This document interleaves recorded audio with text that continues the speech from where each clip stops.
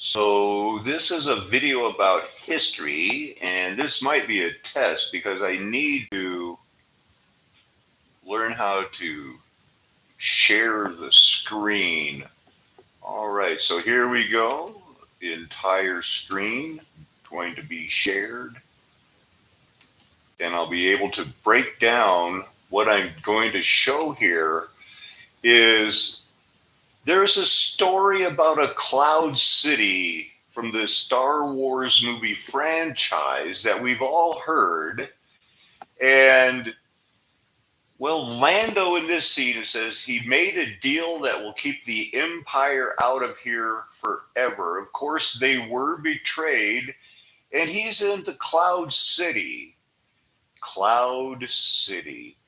People in Colorado associate that with Leadville, Colorado, the highest city in the United States. At some points within the city limits, 2 miles high, and yet it was the second most populated city in Colorado, barely behind Denver in the 1880s and 1890s because of, well, like Cloud City in the Star Wars, they not only had silver, but other, lead. And lead was used for steam power, which the Industrial Revolution needed.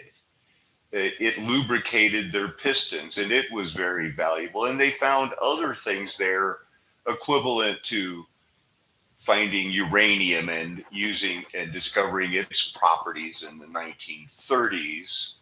So history would tell us. So Leadville City, but the brutal reality, and I don't want to, of working in the mines in Leadville, the average worker that for Colorado, it, everywhere, it was horrendous, and it's how they made their living. Let's just, it would have been unimaginable for us today. And yet, when you hear about Leadville, down to 2,603, uh, again, gold was found there. Everybody rushed there. I'm used to making videos that are an hour long. Hurry this up. So, found it very quickly. Horace Tabor usually gets most of the credit, and he was left high and dry after living the high life. Uh, but Meyer Guggenheim, who became one of the sixth rich people in the United States, lived here too. And there was more than, again, how did they, everything looks nice, but you know what they're like. And look at the size of this town. So it just is out of place with what we, in a 16,000. And again, Meyer Guggenheim, there was something called we'll look at it, the silver crash or the panic of 1893. So I guess I should, again, they try to, the founder married a younger, beautiful woman, and she lost it all. They all lost it all in Leadville, except a few people, because this is one of those rare minerals that they needed, along with the lead, like why I called it, and compare it to Cloud City. Doc Holliday was there, Poker Alice, and they just barely somewhere in here. And there it is. It's the Guggenheim and the Guggenheim family.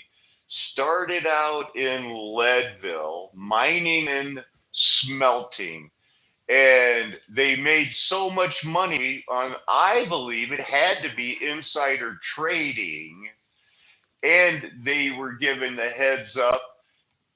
I'll show that Peggy Guggenheim started the modern art movement, which took away from, I think, the beauty of the arts that were being used in what the disgraced communist countries of that time, where they drew people that looked like people, and that was mocked by the Guggenheims.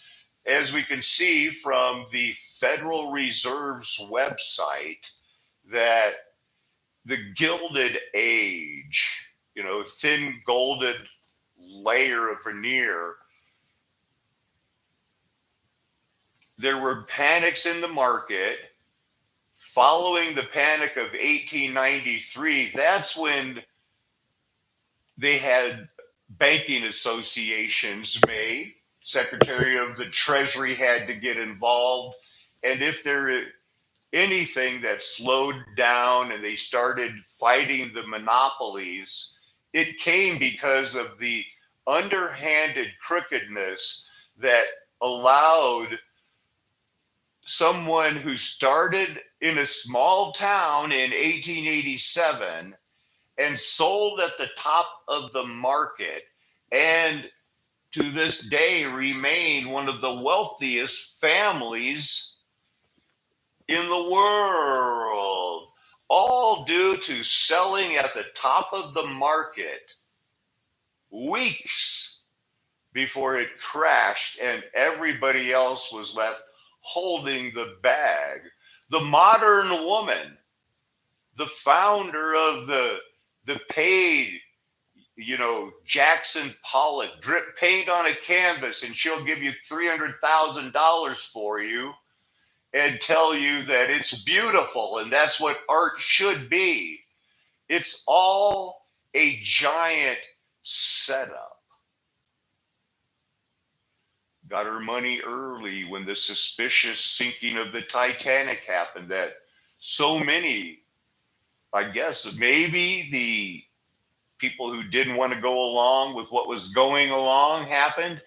I'm saying don't accept the public view of what's been happening. The Panic of 1893 was an economic depression. It caused political realignments. The Democrats lost and were kept out of any position of power in the Senate, the Congress, or presidency for 20 years. Hoarding species, rejecting paper notes. It was during the Gilded Age. How is money going to be printed from then on out? Everything was affected. That caused, they thought they could prevent the later bank runs. I would have to say that, let's see, how do I quit sharing the,